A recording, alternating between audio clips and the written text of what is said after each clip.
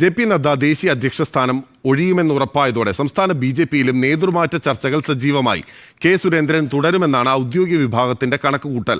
നേതൃമാറ്റമുണ്ടെങ്കിൽ സംസ്ഥാന അധ്യക്ഷ സ്ഥാനത്തേക്ക് ശോഭാ സുരേന്ദ്രനും MT രമേശും പരിഗണിക്കപ്പെടും. വി മുരളീധരൻ അധ്യക്ഷ പദവിയിൽ തിരിച്ചെത്താനുള്ള സാധ്യതയും തള്ളിക്കളയാനാകില്ല. രണ്ടാം ഊഴം പൂർത്തിയാക്കിയ കെ സുരേന്ദ്രൻ അധ്യക്ഷപദം ഒഴിയുകയാണെങ്കിൽ 3 പേരുകൾ സജീവ പരിഗണനയിലുണ്ട്.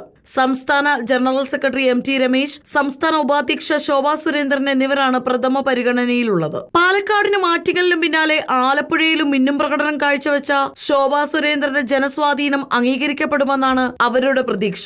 ദേശീയ നിർവാഹക സമിതി അംഗമായും കോർ കമ്മിറ്റി അംഗമായും സംസ്ഥാന ജനറൽ സെക്രട്ടറിയുമായും പ്രവർത്തിച്ചിരുന്ന ശോഭ ഏറെക്കാലമായി പാർട്ടിയുടെ പെൺമുഖമാണ്. വി മുരളീധരന്റെയും കുമ്മനം രാജശേഖരന്റെയും കെ സുരേന്ദ്രന്റെയും ടീമിൽ ജനറൽ സെക്രട്ടറിയായി പ്രവർത്തിച്ചു വരുന്ന MT രമേശ് കുമ്മനം രാജശേഖരന് ശേഷം അധ്യക്ഷ പദത്തിലേക്ക് സജീവമായി പരിഗണിക്കപ്പെട്ടിരുന്നു. കൃഷ്ണദാസ് പക്ഷം മുന്നോട്ട് വയ്ക്കുന്ന ഏക പേരും MT രമേശിന്റേതാണ്. ദേശീയ ഭാരവാഹിത്വത്തിൽ താല്പര്യമില്ലാത്ത വി മുരളീധരൻ വീണ്ടും സംസ്ഥാന അധ്യക്ഷനാകുമെന്ന അഭ്യൂഹവും ശക്തമാണ്. PK കൃഷ്ണദാസും സംസ്ഥാന അധ്യക്ഷ പദവിയിൽ തിരിച്ചെത്താനുള്ള സാധ്യത തള്ളിക്കളയാനാകില്ല.